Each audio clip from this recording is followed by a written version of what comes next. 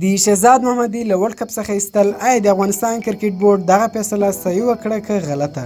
نو ګران ورونو تر ټولو نه مخه به زه تاسو ته د انډیا کرکټ ټیم په باره کې څو خبرې وکړم. ګورو ورونو، کله چې انډیا کرکټ ټیم ورلډ کپ ته سکواډ اعلان کوي نو په دې سکواډ کې نه ریشب پنت موجود او نه هم رایډو موجود. ګوره ریشب پنت او رایډو په دغه IPL کې بیخي ښایسته لوبې وکړې، ډېر رنونه جوړ کړو، خو بیا هم دوی ولې نه کړو سلیکټه. ګوره د انډیا په کرکټ ټیم کې وایسته نه چلیږي، هلته د هر پلیر محنت ته ګوري، پرفارمنس ته ګوري. ګوره دوی د رایډو او د ریشب پنت دا اوس پرفارمنس ته نه کتل، دوی د هغو تېرو لوبو ته هم وکتل چې په تېرو لوبو کې دوی نه چلېدل، ښې بازیانې نه وکړلې، نو په دې وجې دوی نه کړو سلیکټه. او که چیرې اوس راسو موږ خپل کرکټ بورډ ته، د افغانستان کرکټ بورډ ته، ګوره د افغانستان کرکټ بورډ کې اوس هم زیاتره وایستې دي. ګوره زیاتره داسې زاړه پلیران دي چې هغو د نویو پلیرانو ځای نیولی ده، ځکه دوی ته $3,000 ملاویږي، نور دوی نه د افغانستان لپاره لوبه کوي، نه د ملت لپاره لوبه کوي، دوی د ځان لپاره لوبه کوي، دوی د پیسو لپاره لوبه کوي. ګوره دوی د ځوانانو حق خوري. موږ په انډر 19 کې داسې ډېر ښایسته لوبغاړي لرو لکه شهید الله کمال، بهیر شاه، وفادار مومند، رحمان الله ګربز، درویش رسولي. په دې پلیرانو که لږ ګوره کار وسي، دا د افغانستان آینده ده، راتلونکی ده.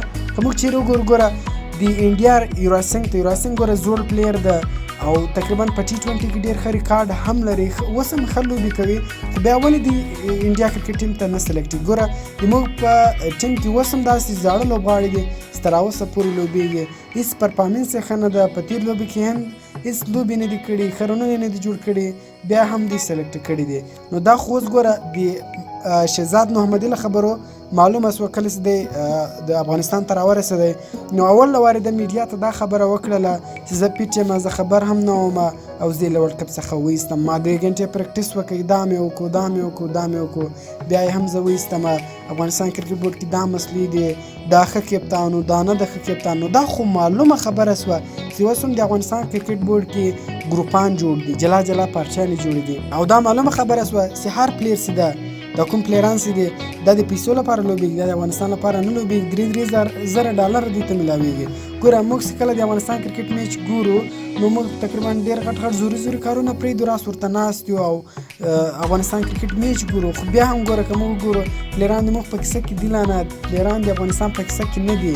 ګوره دا کومه فیصله چې د شهزاد محمدي په باره کې شوې ده دا 100% صحیح فیصله ده، ځکه شهزاد محمدي په تېر ورلډ کپ کې، په تېر ایشیا کپ کې 1 وار سنچري د انډیا په خلاف وړې ده، له هغه راهیسته بیا بیخي زیات میچونه ده وکړي، 1 وار هم تر 20 منډې زیات منډې نه دي جوړ کړي. نو تاسې خپله سوچ وکړئ، بالکل شهزاد محمدي ښه پلیر و، ښه لوبې کړې دي، د افغانستان لپاره یې ښه لوبې ګټلې. دا نه مانه که چېرې تا مخته ښه لوبې کړې وې نو ته به اوس خامخا لوبېږې. نو پلیز دوستانو، ګوره دا زموږ حق ده، موږ باید دا معلومه کړو چې دا ښه دي، دا بد دي. نور خو بیا د کرکټ بورډ خپله خوښه ده، او اوس فیسبوک چې ده ګوره مخته اوس موږ هر څه کولی شو، له موږ سره ګوره پاور سته. اوس موږ ګوره په فیسبوک کې هر شی وکړو، هغه د تر افغانستان کرکټ بورډ رسېږي. مخته ګوره فیسبوک نه و، بس د افغانستان کرکټ بورډ و، هر څه کې کول، بس ټول سره وایستې. اوس هم تقریبا زیاتره وایسته کې چلېږي، او د ځوانانو کوم ځای چې د هغه نیول سوی ده هغو ته چانس نه ورکوي، موقع نه ورکوي، په هغو باندې کار نه کېږي. نو د شهزاد محمدي دا فیصله بالکل صحیح ده. شهزاد محمدي په دا تېرو میچ کې موږ ګورو د ده بالکل سکور نشته، د پاکستان په خلاف باندې دی کېنستی، او دغه رقم په دا اوس ورلډ کپ میچ کې د سکور نه وکوي. نو دا خو نه مانه ستا تېرې ښه لوبې کړې نو تا به خامخا کلاوي. نو دا بالکل صحیح فیصله ده. موږ باید اوس د افغانستان کرکټ بورډ سره ودرېږو او افغانستان کرکټ بورډ اوس باید موږ تشویق کړو. نو ګرانو دوستانو، تر بل ویډیو راکړئ اجازه، د خدای په امان.